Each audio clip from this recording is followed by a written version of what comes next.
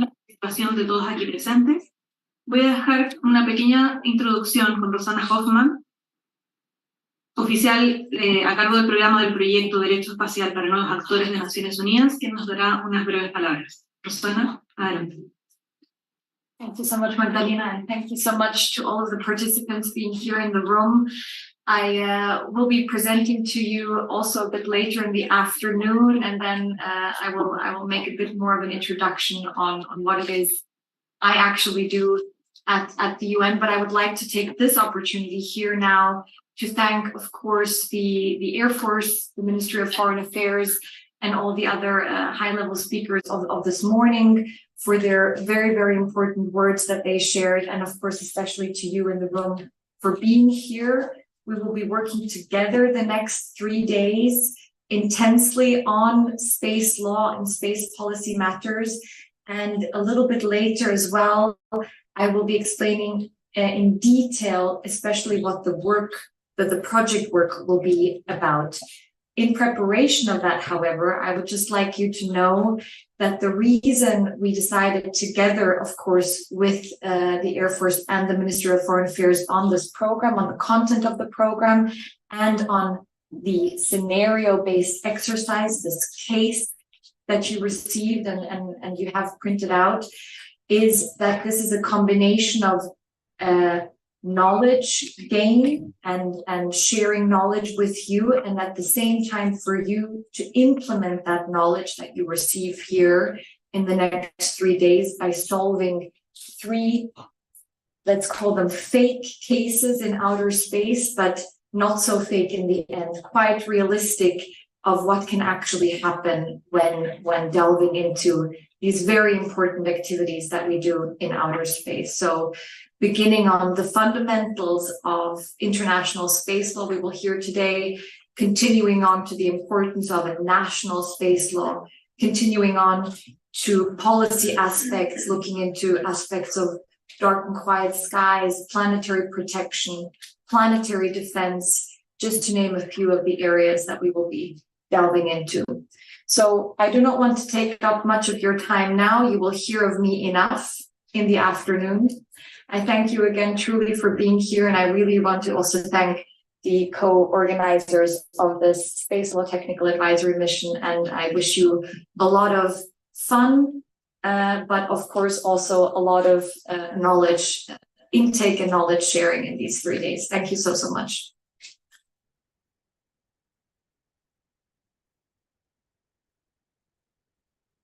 Muchas gracias, Rosana. A continuación voy a presentar a nuestra siguiente moderadora, Yukiko Okumura, quien trabaja en la Oficina de Asuntos del Espacio Extraterrestre de las Naciones Unidas en la sección de Asuntos Jurídicos, Políticos y del Comité. Desempeña las funciones de Secretaría del Grupo de Trabajo sobre la situación y aplicación de los 5 tratados de Naciones Unidas sobre el espacio extraterrestre de la Subcomisión de Asuntos Jurídicos. Adquirió su experiencia en Derecho y Políticas Espaciales gracias a su formación de máster de Derecho de la Universidad de Viena, en Austria, y máster y doctorado centrados en Derecho Espacial por la Universidad de Keio, en Japón. Antes de incorporarse a las Naciones Unidas, la señora Okumura trabajó como investigadora postdoctoral en la Universidad de Keio, especializándose en el campo del Derecho Espacial, y trabajó en la Oficina Jurídica y de Cumplimiento de la Agencia de Exploración Aeroespacial de Japón, JAXA, donde se ocupó del derecho espacial internacional, así como de otros asuntos jurídicos. También ha trabajado en el Centro de Apoyo Integrado para la No Proliferación Nuclear y la Seguridad Nuclear del Organismo de Energía Atómica de Japón, donde adquirió experiencia en el diseño e impartición de programas de capacitación y cursos de formación. Yukiko también ha sido profesora de Derecho Espacial, Derecho Internacional en la Academia Nacional de Defensa de Japón y otras universidades. Yukiko, adelante. Gracias, Magdalena, para la introducción. Muy buenas tardes o buenos días. Me llamo Yukiko Okumura y hoy voy a presentar en el tema de gobernanza global de las actividades espaciales y el papel de la COPOS. So I will switch to English so that nobody will think I am an expert in Spanish. I will have to speak in Please presentation. Thank you. So, okay, thank you very much. Perfect. So, today, because it's the first presentation of UNOOSA, I would like to briefly explain on the importance of space in general and what UNOOSA is doing and how it would be important for Chile to take a lead in this area. So, space is growing rapidly. As you have heard General Saez discuss on this importance of space, it is rapidly growing, and we already have more than 80 countries doing space program all over the world. And because of that, I mean, it's hopefully okay, that's much easier. So we have around 16 active satellites in outer space. New technology is developing and there's more than 100 states is still not launching satellites yet, meaning there is emergence of expanding this area still. And why is it expanding at this so much? We can see because we learned the benefit of space technology more than ever during this pandemic period. If we had no satellites, we wouldn't be able to telework from home. We wouldn't be able to track Uber drivers delivering our meals and checking where they are lost in the traffic. These things has been very useful. We learned a lesson. It's not only that, we have telemedicine who helps people far away to have hospital services, medical services by satellite. It's not only us working in the space sector, but public in general realize the importance of space. So that is why space is a highlight now. And industry has realized its economy impact. So in terms of economy, it's 450 billion is valued right now, and projection in 2040, it's over 1 to 2.7 billions or trillions even, that is projected. So this is important. I don't know if you see the small letters here, but I'm sure my colleagues will be sharing the presentation later, so you can read it later on. I'm just grasping the key points here. But because this space economy is growing, what we're now doing is importance is legal and policy. Because in terms of, scientists develop technology. How do you authorize? How do you supervise their work? Economy, they want to expand. What is the clear guidance of the government to provide the industry? How to govern them? How should they approach the government? These things really needs to be clear. And that is why legal and policy is important. And I understand your government has successfully had this Council of Space Policy, who is now drafting the space policy to see ahead how to grow, which is an excellent part. And soon, I'm sure you would also be looking into some regulatory factors as well. So in that sense, Chile is in the run, and we're happy to be working with you in this throughout this journey. So let me turn to the next slide. Oh, it's this side. Sorry. So what does UN do? First, I want to share an example that we provide an intergovernmental body to discuss on these topics in a governmental level. So we have this Committee on the Peaceful Uses of Outer Space, and in that committee, we have been making 5 treaties and 5 principles, also guidelines on how to mitigate space debris, how to use outer space in a long-term sustainability. And this committee actually was set up in 1958 as ad hoc. It's been there quite a long time. Can someone tell me why it triggered the committee establishment in 1958? Does anybody know what happened in 1957? Perfect, thank you, Professor. So Sputnik happened, and UN is thought to be very slow in making decisions, but right after Sputnik, we managed to agree on setting up a committee, ad hoc committee in 1958, and it was only 18 member states at that point, which rapidly grew, and 2022, we were still waiting for 2023 decisions, so I'm going to share 2022.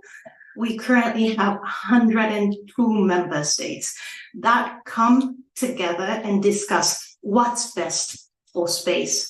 Now, I highlighted 1973. It's 37 member states. Has anyone heard the director speak on 1973 this morning?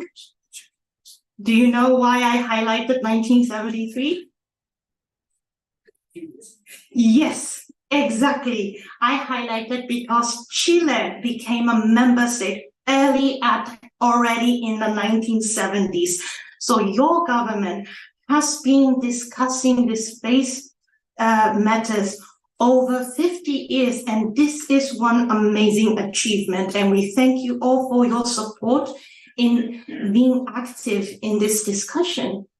So in this committee, what we do is to talk about legal framework and trends of what to do, but I want to highlight you one thing.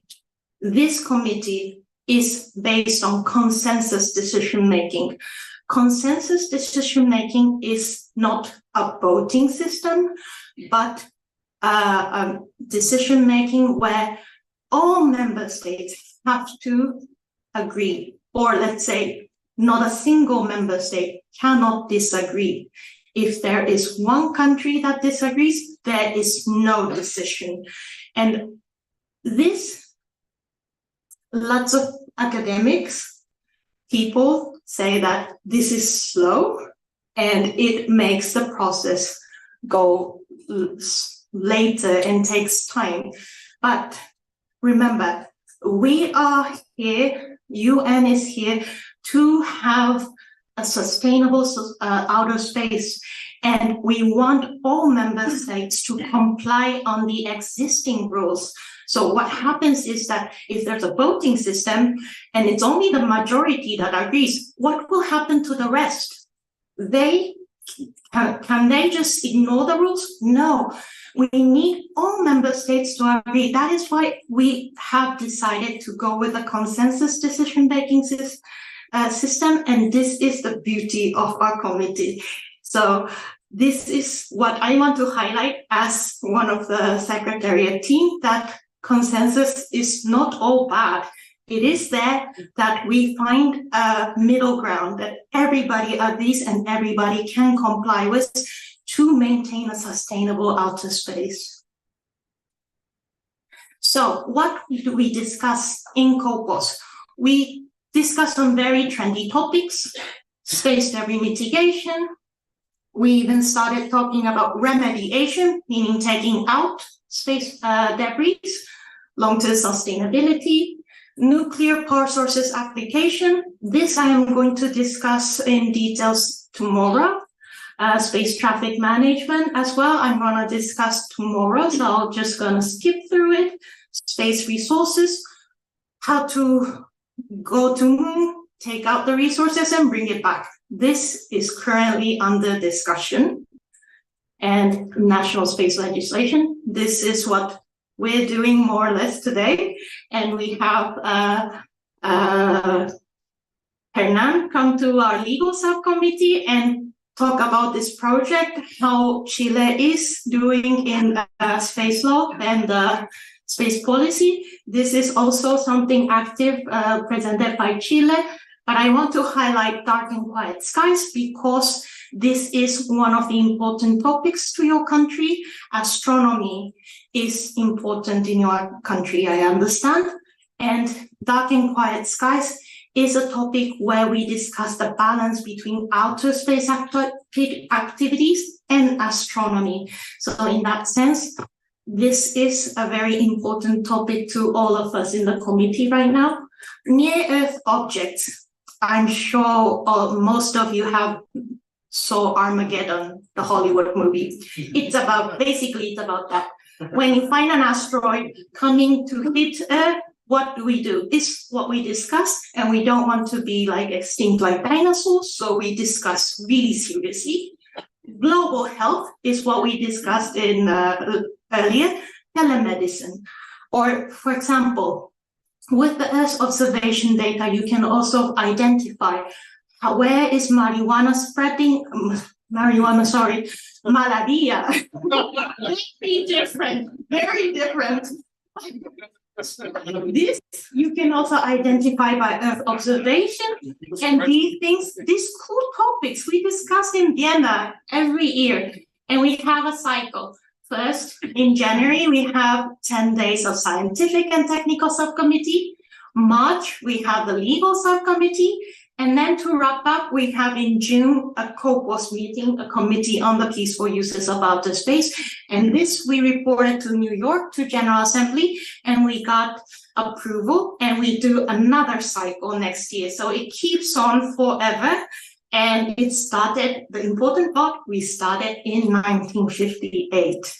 And it will continue because we see lots of difficult challenges coming ahead. So I said 102 member states. I just want to briefly let you know the balance of the regions that we have in the as 102 member states. From the top, we have Africa, Eastern Europe, Latin America. Out of 33 Latin American countries, I think we have around 17 Latin American countries as member states. And then we have the Asian group and the Western European group. Now, this is actually a well-balanced committee. We reflect all the region's voices. And I want to highlight, in here, you might find some countries that don't do space at all. Why? Because we do consensus-based decision-making. We can reflect the voices of those who are not yet on board with space program. So again, this is one of the beauty of consensus decision-making. So now I talked enough about COPOS meetings. What do we do other than COPOS meetings? We are not only a convener of the multi-governmental discussion platforms, but we do also capacity building, and we also are a gateway, meaning we provide opportunities to member states or students, academias. These are also our mandates. So just to give you a quick glance of what we do, we not only do spatial, we do, like, for example, let's see what is interesting. For example, General Science said human resources, education is important. I think he mentioned that Chile has delivered to 25 schools in 7 regions. That's amazing. And that is what we also try to enhance from our Space for Youth program, where we try to reach out to the youth to educate and have them get interested more in this space arena. Also, Space for Women is something I want to mention. I'm so happy that today we have lots of female participants, but I think there's still margins to grow female proportion. So I think we have to encourage as a UN, because science and technology, engineering, math, education, STEM education, we have seen some research that until year of 7, girls are good at math. they love math. But then suddenly, around 12 years old, they start to get less interest in this STEM area. It's sad, but we have to encourage these their interests and have these female work more in this area. To be honest, I'm a lawyer. I'm not good at math, so I cannot talk more about it. But I also want to highlight that we have UN Spider program, which is a disaster management, how to deal with things when there's a disaster, how to use space technology. General Saez also mentioned space economy. We have a program on space economy. What does your country do? What can we do to help? What can other member states that has now good space economy growth, what do they do? These examples could be shared from this program also. And we have something like Space for Water, where we identify water resources using Earth observation data and things. Now, I want to talk about access to space for all, because we provide a gateway. Sorry, went too fast a bit, but we are, as I said, we provide opportunities, and through this space, access to space for all is a good example, because when students build up CubeSats, they have to launch. But launching CubeSat isn't easy. Building is quite, let's say, more familiar, because cost-wisely, the parts and the knowledge can be done in a classroom. But when it's deployment of this CubeSat, it's quite difficult. So we have partnered up, for example, with Japanese Space Agency to have this CubeSat launched to International Space Station and from there deployed.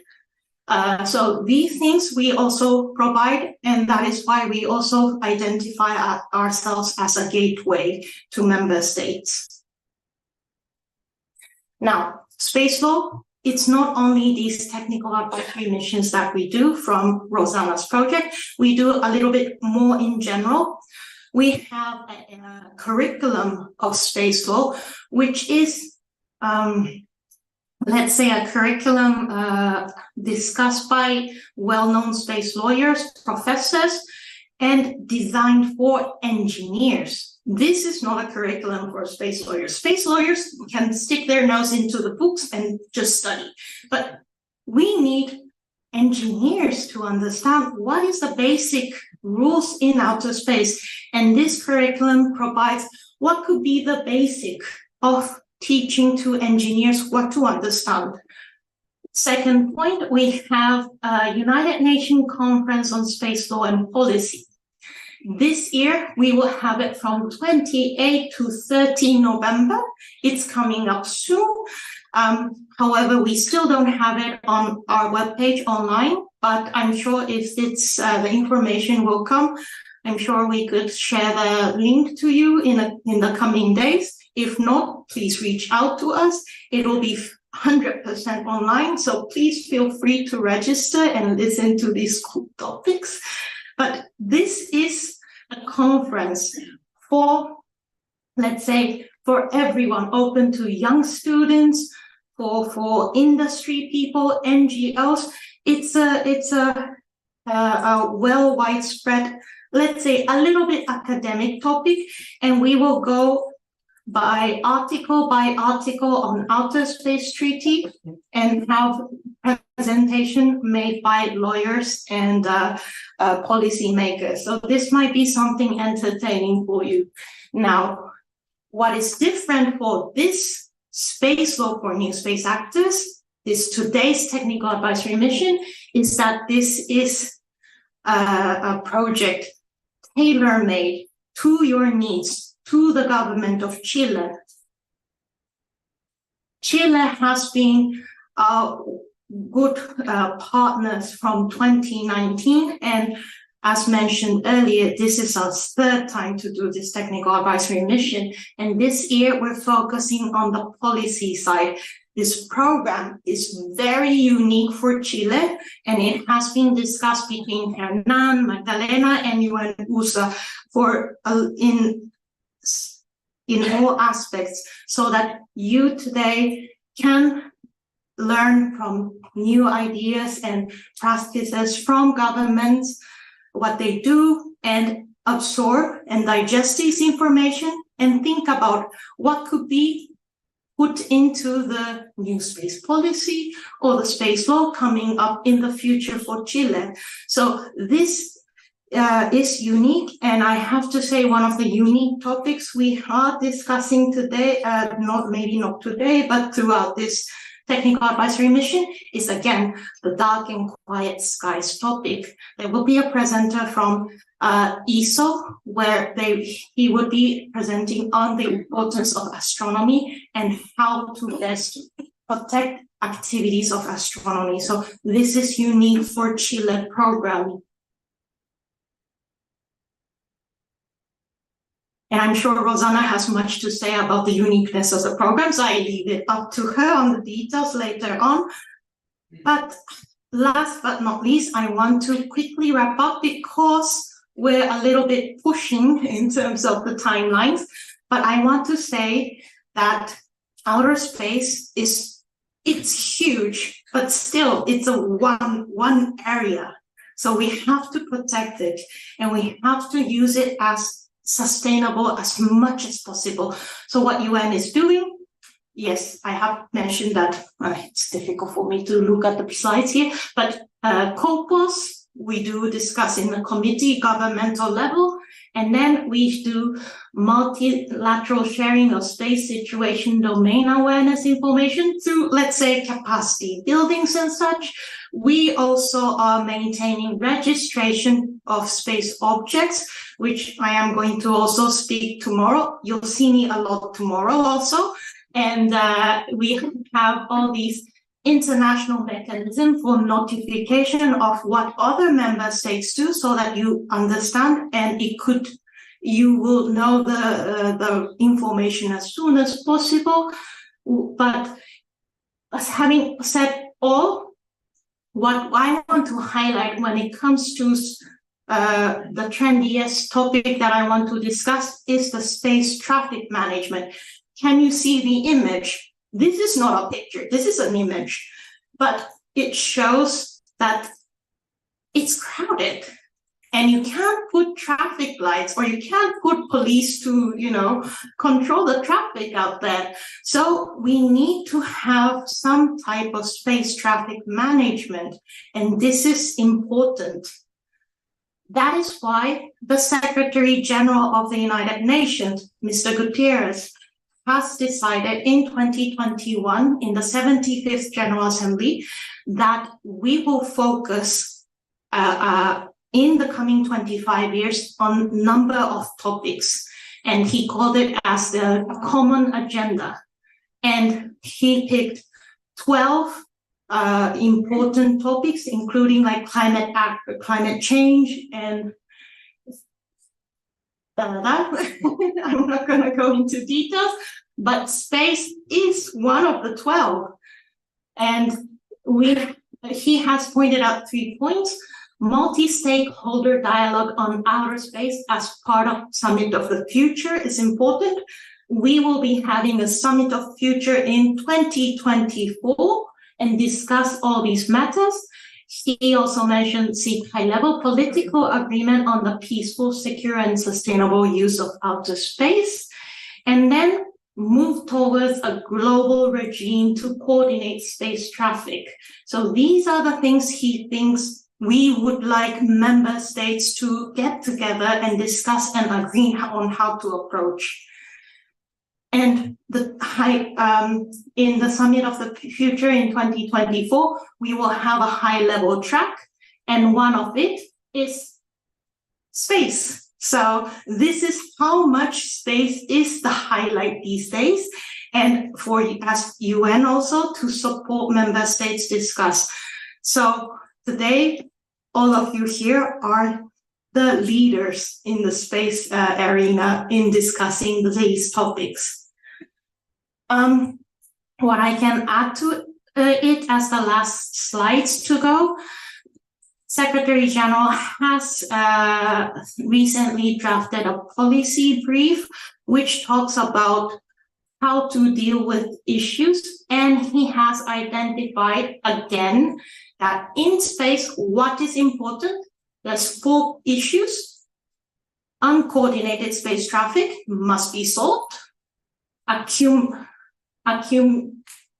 Accumulating space debris is something we also need to discuss. And then question arising from possible resource exploitation, mainly concerning the moon and beyond. And then last but not least, potential military confrontation. Now, when it comes to arms race or let's say disarmament, it's not our office's mandate. We only deal with peaceful uses of outer space.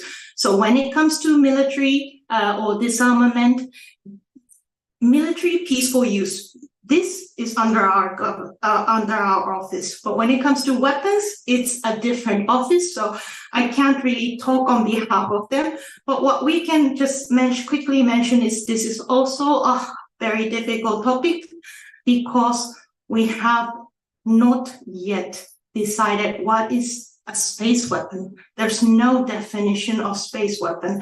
That is why it's very hard for member states to agree. But these are the 4 issues that we have to approach as a general space topic in the coming years to solve the issue. So it's also very small letters. You might not be able to see it. So there is also recommendation, space sustainability, space security, inclusive approaches to governance. There are all sorts of recommendations mentioned and what to discuss for the future. But I leave it up to you, to those who are very interested in this topic, to read it afterwards. So this is the end of my presentation, and thank you very much.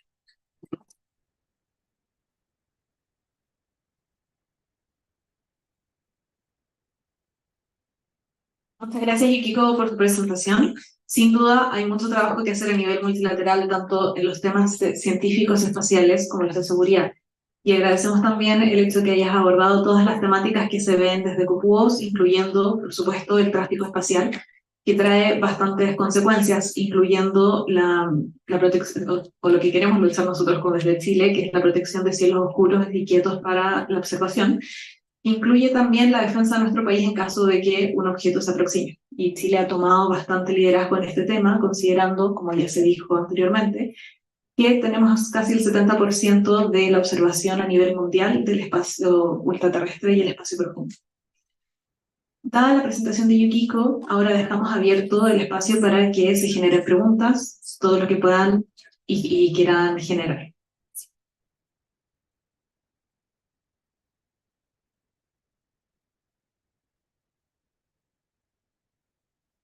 Veo una pregunta por allá.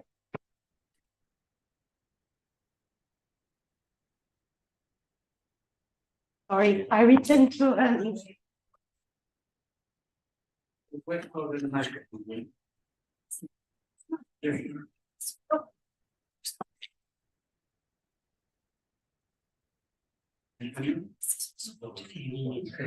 English is better.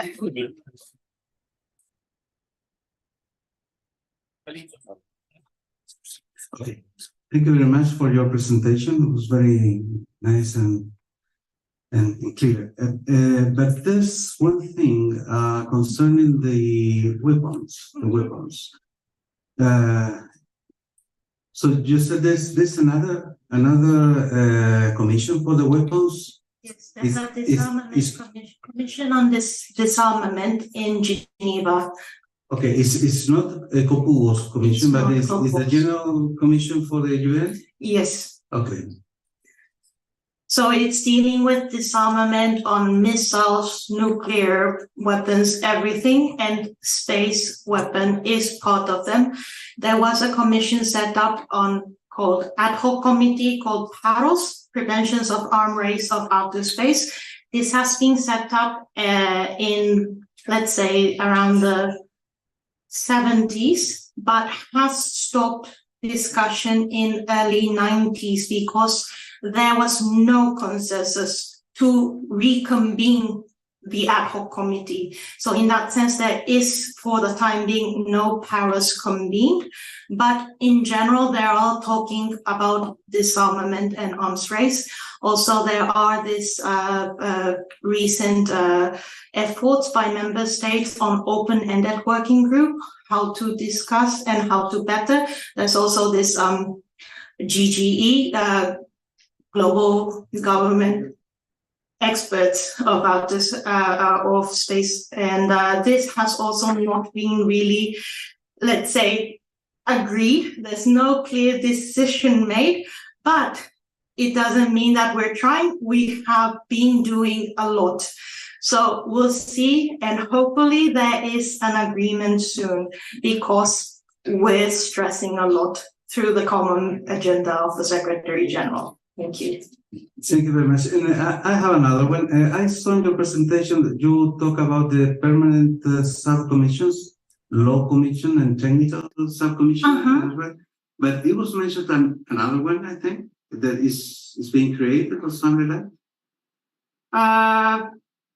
No, I think I only mentioned on a committee on the peaceful uses of outer space, where we have the two subcommittees, one scientific, one legal, and one main COPOS meeting. So this is the 3 sets of meetings where we do it every year, February, April, and January. So this is the committee work. Okay, thank you very much. Thank you very much for your questions. Muchas gracias por la pregunta. Tenemos una más y en función del tiempo vamos a cortarlo en esta última pregunta. Muchas gracias.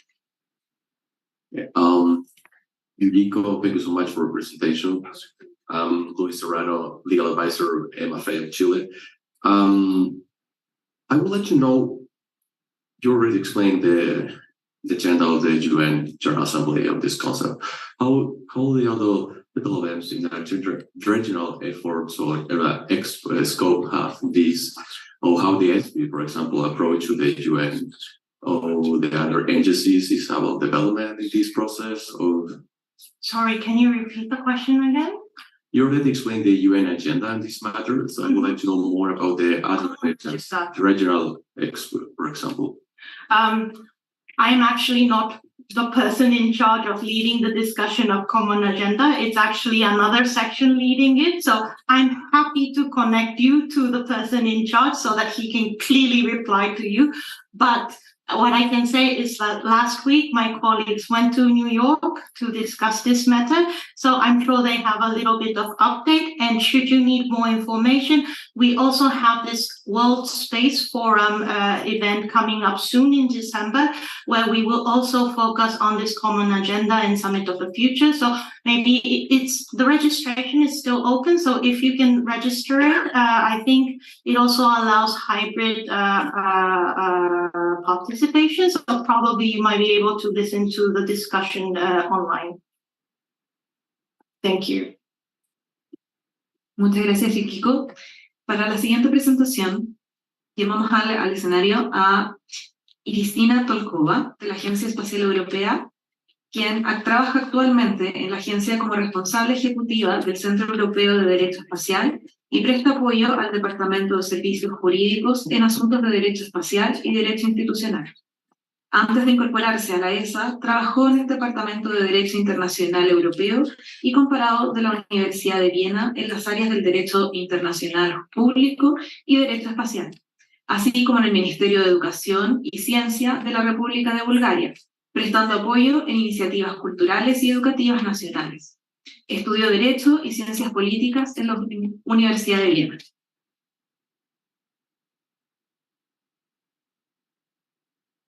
Okay, perfect. Thanks, Magdalena. And I'm sorry that I'm not as good as Yukiko in Spanish, so I'm not going to be able to give you any introduction more than buenos dias or buenas tardes. So thank you so much for having me. And I'm just going to ask the colleague to share the slides if possible.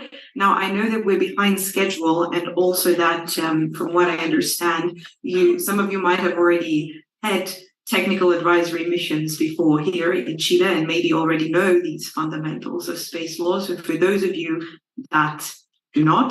We're going to get a very brief introduction over the course of the next 20 to 25 minutes, as the next 3 days you'll be delving back into these topics. So it's nothing that you need to remember straight away, because we'll go back to them in any case. So I'm just going to try to very quickly use an example that I liked hearing already in the morning from the other experts as well.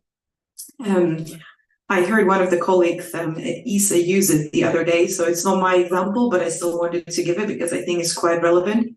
Obviously, space activities are very important, not only for Chile, but worldwide, and we heard that already this morning. But why should it be important to also regulate space activities or set up national space policies?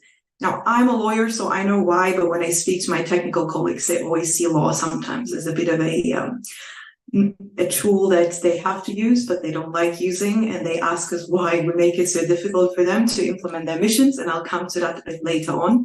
But the example that I wanted to give basically is that using satellites and putting them into orbit and using them, of course, for very good measures here on Earth used to, up until a few years ago, be similar to, and this is the example again, it's not mine, if you would build yourself a car and you say, I have good use for that car, I can put it on the motorway, I can drive it, I can use it.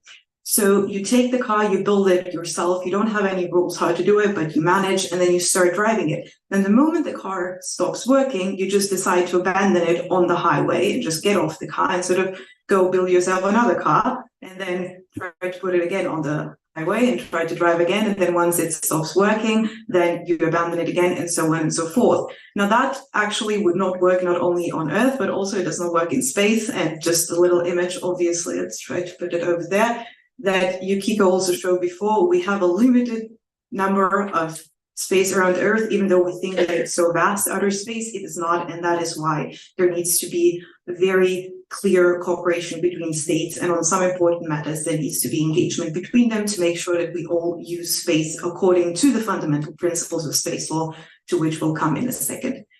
And I don't need to tell you this in much detail because it was already repeated as well in the morning. The space sector is really an exponentially growing sector worldwide. There is a high increase of commercial activities as well as governmental activities, non-governmental activities, and there is a high number of launches and satellites launched into space. So there is a lot of traffic compared to what it used to be even only a couple of years ago.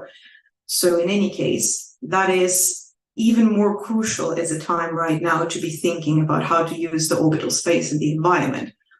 Now, outer space, even though some, pioneers, I'm not going to name any names, may claim, it's the Wild West and we can do whatever we want. That's actually not the case. And I think you will hear more in detail about that in the next few days.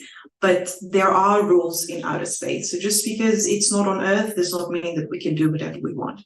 And especially when it comes to the work of the United Nations, it needs to be highlighted that the United Nations has been instrumental in the last 60 years since the launch of Sputnik 1. Now, I'm not going to go into detail into these specific stages of space lawmaking that you see on the screen because we're a bit running behind schedule.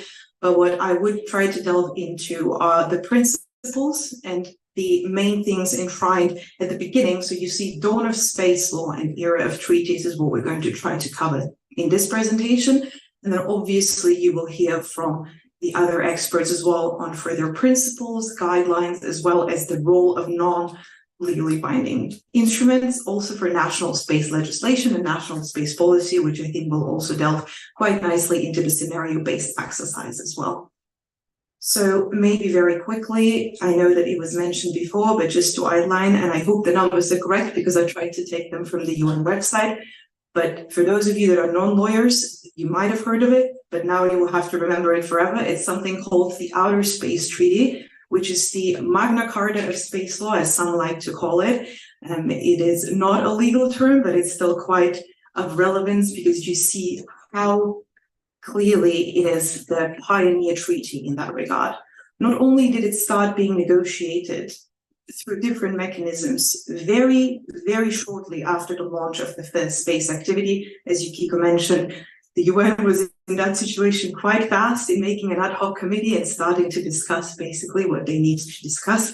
You can see from the state parties that there is a lot, and not only are there a lot, but every major spacefaring nation currently, we could say that is a member of the, not only of the COPUS, but most likely also that they have ratified the Outer Space Treaty. And Chile has also done so. So in any case, we don't need to delve into any specific, maybe academic questions about the notion of the principles. We'll hear in just a short moment. These principles are relevant for us today, not only in an academic context, but obviously in a very practical one. And then maybe just very briefly to outline treaties that you will hear about in the next few days, but not today, is the Rescue and Return Agreement, where it deals with how states treat astronauts, as well as space objects of other states. Obviously, it is, of course, a lot about cooperation as well, and the states considered, as you will see, that it's one of the most major issues they would like to find consensus on right after the main principles. So it came very shortly after the Outer Space Treaty. Afterwards, we also have the Liability Convention, which deals with matters of damage in outer space and how states can engage with each other on that to solve any issues related to it.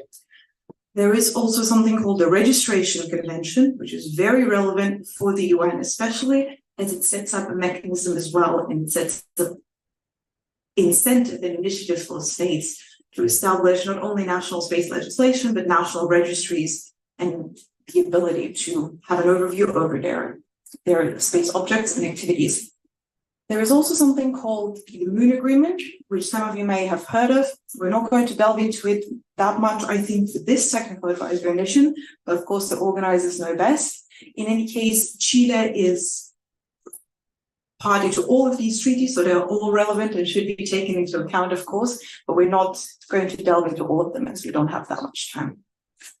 Generally, what needs to be said is that these treaties do not tell the member states how to set up a national space policy or how to set up a national space legislation. That is really up to the state itself to decide how it wants to proceed with that.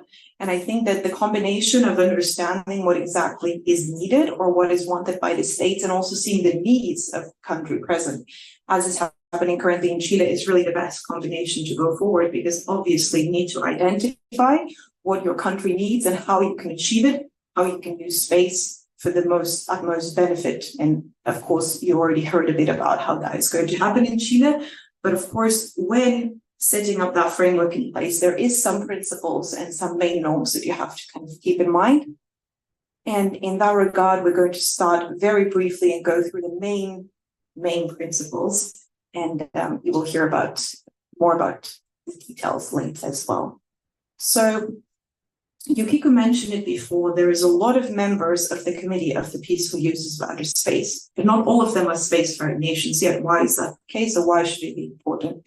Now, Article 1 of the Outer Space Treaty, so you could say the most important article because it comes first, but I'm not going to do that.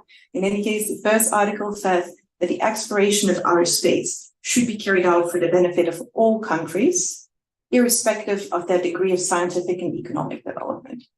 And that was obviously set up a long time ago, as you saw in 1967, but it was even less countries than today that had any spacefaring capability. But already then, the most important principle put forward is that we are doing this together in a cooperative mechanism. And that is also why the UN Committee on the Peaceful Uses of Outer Space is really there to guide states through that. That is why it's one of the only committees that has consensus mechanism for decision making. Because some might criticize it, but in the end, because of the classification of outer space as a province of humankind, you might ask yourself, what does that really mean? It's not defined within the treaty, so it's of course up to the states to kind of look forward on that. But in the end, you see that that classification also was not easy to come to, and it is why some really justified consensus decision-making at COPUS, because it's a matter for all, not just the ones that are currently doing it, or the ones that maybe be doing it in a few years. It's really about everyone. And it's about also the equal use, but we'll come to that a bit later. Also in Article 1, there is something to be kept in mind, is that the freedom of scientific investigation in outer space should also be something that should be equally accessible to all states. So you can think about some other aspects that you heard this morning, where of course scientific investigation is the basis for a lot of other activities in space. And you can justify it one way and another, but that is one of the high-level principles put into the Outer Space Treaty. And you'll hear also from Rosanna a bit further on today how some of these principles will be more concretely implementable in national space law policy. And of course, if you have any questions, please, you're happy to ask them now or a bit at the end. Article 2 also is quite important because it sets something that is used a lot by states, and then people ask, what does it really mean? Outer space, as well as the moon and other celestial bodies, are not subject to national appropriation. And that is by claim of sovereignty, by means of occupation, or by any other means. Now, that does not mean that you cannot generally try to pilot the sovereignty of your country. You heard it this morning in the introduction, obviously, that you have plans by the government and other ideas that really try to establish the sovereignty of the state, such as access to space that is allowed. But here, what the drafters of the treaty really intended was that outside of the Earth environment, so outer space, moon, or other celestial bodies, should not be, in a sense, in any way for one state or another. That means that when the Americans put the flag on the moon, that does not mean it's American property. It also means that when there is certain states that might want to discuss and potentially allow their either governmental or non-governmental activities to relate to the utilization of resources in space. And you heard that that is one of the hot topics right now. This relates a little bit about this article. I can give you a bit the easy perspective because we have some colleagues that are really eager to do research on in situ resource utilization on the moon. So basically we have technical colleagues, scientists, that they really want to develop the technology to be able to sustainably use resources on the moon. And they want to put it forward so that in 10 or 15 years, if we go to the moon, we can use the resources there in a manner that is much easier than to bring everything from Earth. And they say, wouldn't that be nice? Because, we have to do it in 15 years. That means we have to now set up the first steps. And we kind of need to tell them, well, it's not our job to decide on that, because they ask us, of course, the legal department, so what do you say to our proposal? And we say, well, it's really not our place to decide, because the member states at the United Nations Committee on the Peaceful Use of Outer Space are currently having a working group and discussing this topic. They're about to decide the principles, how to move forward with resource utilization. So we cannot tell you how to do this project as of right now. And that is sometimes, I think, a bit also frustrating to the technical colleagues, and I understand that for a fact, but you see also how clearly it is needed to have some sort of framework or principles or any guidance for the states to be able to go forward. Because otherwise, for instance, in this specific situation, a technological development is a bit hindered by the fact that the states are currently in the process of discussing it. Just quickly going to check the time. Another important principle in the Outer Space Treaty is that all activities in outer space are to be carried out in accordance with international law. This includes the UN Charter, but obviously it also includes other aspects, perhaps, as you might think of. I've just recently heard something about human rights in outer space or ethics, how to ethically use space. That is not in any way mentioned, of course, in the treaty. But still, what the treaty mentions is that outer space has to be used in the sense of maintaining also international peace and security. And of course, that generally is something that for lawyers might be a bit close to connect in any case, because of course, the Outer Space Treaty is part of international law. But it is also, when considering environmental aspects, such as space, very interesting to see how other frameworks relating to, not similar, but relating to outer space might deal with certain matters, then try to also find connections to that. It's a bit of a maybe academic question for this exercise, but it's still, I think, important to note overall and maybe interesting in the future. There was a bit the discussion, but in different context, but I will still have to try to mention it. Article 4 of the Outer Space Treaty, as you can see, really discusses the placement or non-placement of weapons, either of nuclear nature or weapons of mass destruction, into orbit or on the moon or other celestial bodies. Now, I don't think that this is in any case the subject of this technical advisory mission, so we will not delve into it in too much detail, but it is quite relevant to consider another aspect of this, which is that the moon and other celestial bodies, according to the drafters of the treaty, should be used for exclusively peaceful purposes. It even gives an example of what that could be, and it says no military bases, testing of weapons, or military maneuvers in space. Now, I think it's important to also note that peaceful purposes should not always mean non-military. That is not exactly what it says. It does say that what it says, obviously, but that does not mean that, for instance, military personnel, which sometimes, of course, have dual roles and are also able to act in different types of matters, it should not be, for instance, in any case involved in that regard. It's quite clear on, obviously, the weapons part, but in that regard, it does not exclusively prohibit any military activity, but you see that the peaceful purposes is something that will kind of enlarge the space activities, not only in this treaty, but in some of the other instruments that you will hear on as well. And just checking for the time. Now, this is something that I would think is the most essential for the exercise, so that's why maybe we should try to not go through it too fast. There is two concepts within the Outer Space Treaty which are really essential when it comes to space activities, and those are the concepts of responsibility and liability. And we're going to start with responsibility first, because that's how the treaty goes. So international responsibility, of course, in accordance with international law, is borne by state parties of the treaty for their governmental as well as their non-governmental activities. So that means that whether or an activity carried out, for instance, by Chile is carried out by the government, or it's carried out by, for instance, a company that would be set up in Chile, it would still be not the company, it would not be the person running the company, but it would still be the state party to the treaty that is internationally responsible for being able to carry out authorization of the activities of, let's say, that non-governmental entity, and also of continuing supervision.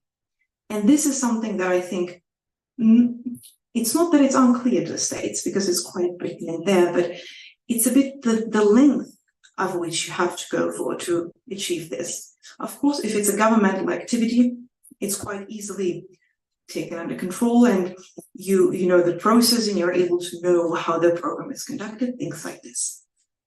But what if you really try to foster your industry? Obviously, you try to grow the sector in your own country. So you don't want to perhaps only have students sending educational CubeSats into space, which is, of course, a nice thing, but you really want to foster that there is companies setting up in your state and want revenue, you want different parts of the sector to grow. How do you make sure that you grow the sector and at the same time you comply with this obligation, which means that you make sure that the way that they conduct activities is up to the best practicable standards, so they do not in any way related to the other principles, for instance, enshrine on somebody else? Or how do you make sure that they are complying with technical standards, or you think that they're making the best possible effort?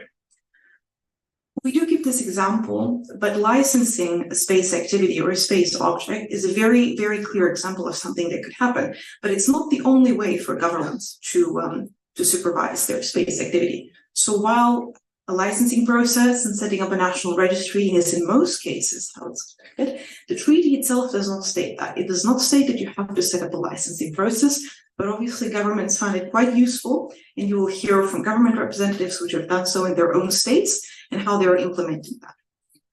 And I think also in relation to the scenario-based exercise, we have to go through that. That is a question that you might have to ask yourselves when trying to set up, maybe not the national space policy, but in any case, the national space legislation, is what is the best mechanism with the governmental structure already in place to make sure that you grow the industry and that you at the same time comply with that international obligation.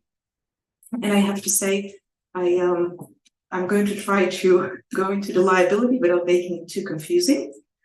But if we say that the one article deals with authorization and continuing supervision, and the responsibility of the state. The other article, which is Article 7, it comes right after that, deals with the fact that states are also liable for damage.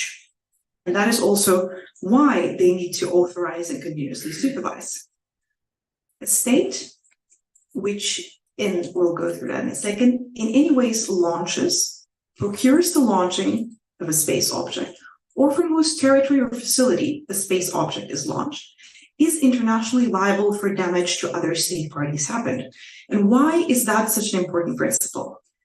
The outer space activities, they remain very high risk and very hazardous. Even though if you try to, of course, conduct risk minimization and development of technology, in the end, you sometimes do not have control over what is happening. And this inherently risky activity is not only risky for your own objects, it's also risky to the objects of others. And that is why it's so important to try to find consensus, try to discuss with other states and find the best practices possible, is because you limit also your own risk of being liable. And when I say liable, it's not the same as running over somebody on the street and having an accident, because here I think the measures also how high it could cost you are quite high. So it's not 100% the same.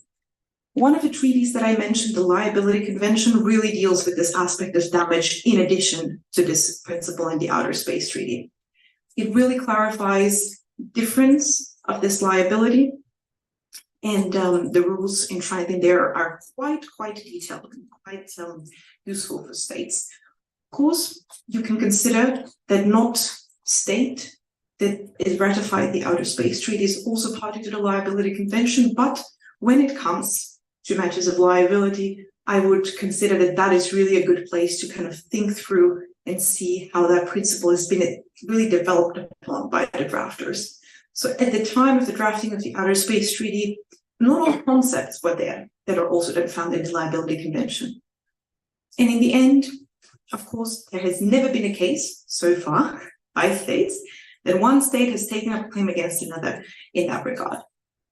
It doesn't mean that there's been no collisions in space or no damage on Earth or in airspace, as you can see here, but it does mean that states are taking it seriously because this is such an important principle, because they do not want to be liable. They actually make sure that a lot of technical standards and guidelines, which are not found in this treaty, they're not found in any sort of UN documentation, but the states make sure to develop them, to exchange on them, and to provide them for their own country, because they can then say, we have done the best we could possibly do to make sure that we're not liable for damage.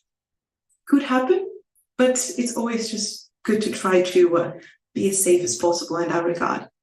And if we try to kind of go through it a little bit like this, is of course, a state that conducts no space activity is neither responsible or liable. So if you don't want to do anything and sit back and relax, of course some states do that, but that's not what we're here today, and also that's not what we're trying to put forward, because obviously space has a lot of benefits. And to use those benefits, there is a mechanism in place, which does not mean that you have to sit back, do nothing, and also get nothing out of it. It means that the principles that are in place are actually not only useful to the states, but also there is sufficient practice that states developing capabilities right now can delve from, take upon, and then do it a bit better for, of course, the national mechanism. Generally, to come back to the fact, if you want to develop your industry, if you want to develop non-governmental entities, could be anyone, could be academia, could be operators, could be anyone from the private sector. If you want them to kind of set base in your country, you do definitely need to try to think about how to properly authorize them and how to continuously supervise. And there is no right or wrong answer, but that is also why the team from the UN has invited many different experts from national states to share their experience on that. The question of what state is a launching state will come up also in the scenario-based exercise, so that is why I'm just going to quickly try to once again reinstate it to make sure that at least the basics are here, and that of course we can discuss it in the course of the week. The Outer Space Treaty says, and I might be not so clear, but it's in there, a state that launches or procures the launching or from whose territory or facility an object is launched. Now, territory may seem quite fairly easy to pinpoint, as well as facility. But a state that launches or procures the launching is where it gets quite broad in the sense. It also means that there could be more than one launching state for a single space object. That means that, and you'll see it in your scenario-based exercise, that since space is a growing global economy, if you have satellite from your country put on a rocket of another country and shipped from the facility or territory of a third country, you have a multiple of states involved with this one single object. And the question then remains of how do in between them they apportionate any situation that might come after. And I'm not going to walk through the example because you have the scenario-based exercise for that, but I would actually be very happy to discuss that in this forum because it's something that whatever level we discuss this on, everyone always has questions about that. And I think that even in academia, it is not 100% always the same answer that you get, but that's why it's so important to discuss it. And something that I'm not going to go into it that much, but I will mention it so you realize that it's there and you'll see it for the exercise as well, is a state of registry. You heard before that there is a treaty, the Registration Convention, which also deals with matters of registration of the space object. A registration is not automatically connected to being a launching state, but the state of registry has to be at least one of the launching states, and it can be only one. So that is something interesting. I'm not going to, since this is not a presentation about registration, but it is interesting because it again goes to that step that states need to discuss amongst themselves. If a private operator, for instance, is launching rockets, let's say it might be the US. So the US currently has a very well-developed launch system, and there's launches going on almost every day. There's a lot of payloads put on those launches. So how is it, for instance, the system that the US makes sure it is obviously a launching state because a private company is launching from its territory? But how does it sort of make sure that it is the launching state for the objects, but not the state of registry? Because in the end, it has to be really made clear also legally from the moment that it's decided something would be launched up until the launch. After it, you can of course discuss, but the bargaining power is before. So I think that, not sure if we have any examples. I think we have from the US speakers, so it might be interesting to hear also, should they say anything about that? And how it is also in the states a bit bargaining power in the states capacity to decide how they want to approach that matter of the cooperative aspect. As you can see here, there is also the notion of registry in the Outer Space Treaty, but we're not going to delve into it too much because it's just, I think, important to remember it exists. It's relevant to the notion of launching state, and it will be discussed also in scenario-based exercise as well. And just quickly to close off, because you will be hearing about them as well, there is a variety of instruments that the committee is developing. It's constantly serving as a forum for the states to discuss on issues that are relevant for them, and you heard that before already. So that means that also in the course of time, it produces documents that it finds useful for the member states, because it's the member states sitting there and discussing them. And you see that things like space mitigation or long-term sustainability have been a matter of discussion at the committee for a very long time. And they have finally also been part of finalized documents that are then being put forward by the committee, and you can see them in the little booklet as far as I know. These instruments or these documents are not legally binding, so it's not as if what we say with the treaties is that we have an obligation and we have certain rules to follow. These are non-legally binding rules, but they serve as really not only the best practices put forward by states, but also they serve as a result of this consensus-based making mechanism. And that also proves that the states, at least in the final wording, found it important enough to decide on something to put forward, not only for themselves, but for future members and also for the whole community. And in that regard, I think COPUS is very unique as a forum, because there's, of course, regional initiatives being discussed on all these matters as well. But to put them forward really and to bring them to the level of the UN also shows that everyone is interested in doing it so for the future of outer space, which, to come back to Article 1, is the province of all humankind. And we're all in some way or form, I wouldn't say responsible because that mixes up with the concepts, but we're all in some way or form involved in it. states, of course, more than everyone, because states are the members of the committee. And I do think that that is, no, this should not be in it. This should be the last slide. Let's see. So to leave it maybe a bit open, and to also go into the whole exercise and everything is going to be done. And I think you'll get the presentation as well at the end. The most important thing to remember is that states, and also Chile as a ratifying state of all the treaties, has certain obligations. That is just a fact. If you think if it's good or bad, it exists. The UN staff will say it's good that we have obligations. Why is that? We come back to the example of the car being left on the highway. But it is also an opportunity for you and for everyone to serve in that cooperation mechanism and to discuss and develop how best to use space. And lastly, there is responsibilities engaged in that, but there's also rights. As you can see, the freedom of scientific investigation, the freedom of use of outer space for all countries is something that is not that clear for other areas, I have to say. So in that sense, we have the baseline of a very productive discussion with not only the Outer Space Treaty, but the other principles as well. And I think that the next 3 days should be really very interesting in delving more into detail in all of these principles. I know the time slot is very limited to go through all of these concepts, but I do hope that you're able to at least very quickly get the grasp of what exists and what you will hear again in the next 3 days. And I'm happy to take any questions.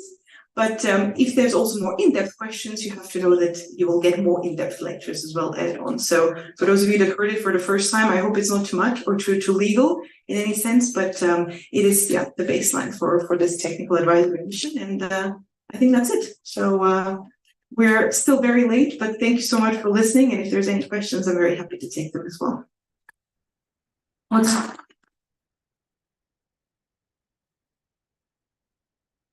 Muchas gracias, Cristina, por tu presentación.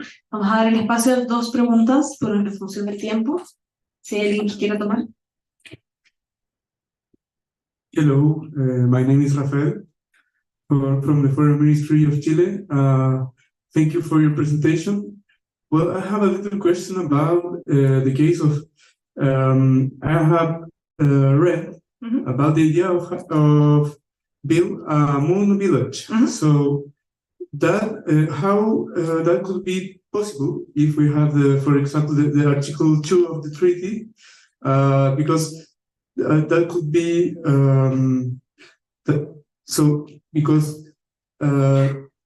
that could give the idea of being occupying the moon, and what will happen, for example, if if, for example, one state build the village or I don't know, house, for example, whatever, and another state wants to build or entry. So that could be how the I don't know if it's already managed or no, but I think it's a very good question, and I think you did understand it correctly, because the concept could be seen as problematic exactly of why you mentioned it. So the member state or initiative of member states that might want to build that village come into close contact with Article 2. But that is also something that is currently being discussed at length.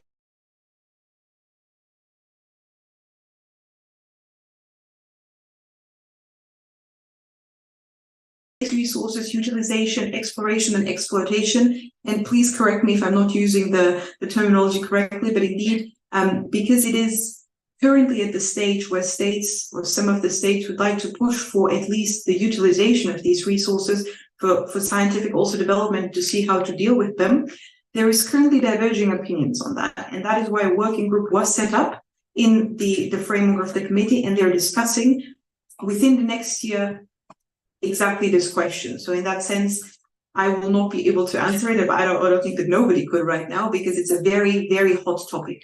There will be an International Space Resources Conference, I believe is the current name, and it's going to take place at the margins of the legal subcommittee. So also what Yukiko mentioned next year, and their states will also ask for expert opinions as well as provide the opportunity to discuss exactly that. So in this regard, while we do have Article 2, obviously it comes really also in contact with the opportunity that some states say, but we're not doing it also for research. We also want to learn how to use these resources. And that is something that I hope will be a bit more clear in the near future, especially because the people that are from the scientific side, they actually want clarity on the legal input, because they want to know if they can try to develop the technologies to sustainably use the moon resources or not. And that is something that currently, and I can just tell you also what persons tell our ESA colleagues that maybe want to develop these types of things, and they say, but if we want to do it in 15 years, we have to do it now. We have to sort of agree now and set it forward, put up a research plan or something like this. And we, as the legal department, can only tell them we are not the ones to answer that question. It's currently being discussed by the state, and hopefully they will soon give us all an answer, because it's a very interesting question. But yes, so I hope that it's not a satisfying answer, but it's the only one I could give. I could refer to the UNOOSA colleagues, but I'm not sure if they have something else to say. We're very happy as well to do so. Of course. Okay. Magdalena, if you allow, the question, Yes, but before, antes de comenzar la siguiente pregunta, sí quisiera hacer un recordatorio a quienes nos están viendo online. Cualquier pregunta que tengan desde la plataforma de Zoom, pueden hacerlas llegar mediante correo a espacio@facch.mil.cl. Muchísimas gracias, y dejamos la última pregunta. Okay, thank you for your presentation. My name is Walter Fernandez. I work for the Space Operations Well on the Chile Space Force, and I have a very short question. Have there been any sanctions or penalties placed to countries that don't comply with these regulations? You mean with provisions of the Outer Space Treaty? Yes. So the Outer Space Treaty, obviously, as kind of a mechanism of international law, the way that a state party would be able to proceed against another state party is generally set up in the framework of every international treaty. But in any case, it would be something that could be put forward even to the International Court of Justice, because that is something that is open also to the state parties of the treaty. So if one state thinks that another state has violated an obligation, even these that are maybe more principle level, maybe not concretely clear, but if that one state thinks so, they could put that forward even as a claim to the International Court of Justice, but that has never been the case before. So that part of the mechanism has never been used. For issues of liability, which I quickly mentioned, the liability convention, it was close to getting that a bit, I think 10 or 15 years back. There was an issue where two member states of the treaty, so state parties basically, were coming in close contact to perhaps putting it forward, but they also managed to kind of settle it out of court. So they discussed it. It was, I think, the Cosmos Iridium, basically the Cosmos Iridium case where the state parties were Russia and Canada. Okay, so in any case, and there it was considered that it could be put forward as a claim of liability, but they were able to kind of discuss it out of court and not bring it forward. And I think that because of the extra care that is being taken by states to engage with each other and cooperate not only in the framework of Corpus, but also of other things, I do hope that it might not even come to the point that you would have to bring forward something to the International Court of Justice, because obviously that is a very serious and very high level thing.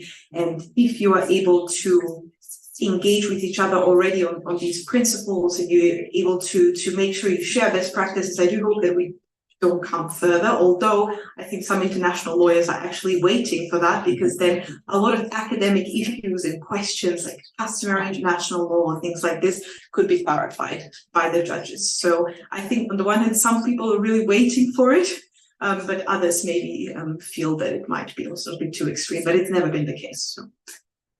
Thank you. Muchísimas gracias, y con esto hemos terminado la sección de la mañana. Antes de liberarlos al horario de almuerzo, desde la organización quieren proyectar los lugares escogidos donde ustedes pueden almorzar, y la hora de retorno la hemos modificado a las 2:15, a las 14:15 horas vamos a partir con el segmento de la tarde. Muchísimas gracias a todos por la participación de la mañana, Y dentro de los lugares que podemos encontrar para el almuerzo están, si me ayudan con la siguiente diapositiva, el Club Providencia, en Avenida Pocuro 2878, Dolce y Salado, en Heliodoro Yáñez 2820, y el Oxxo en también Heliodoro Yáñez 2882. Muchísimas gracias a todos y nos vemos a las 2:15 de la tarde. Muchas gracias.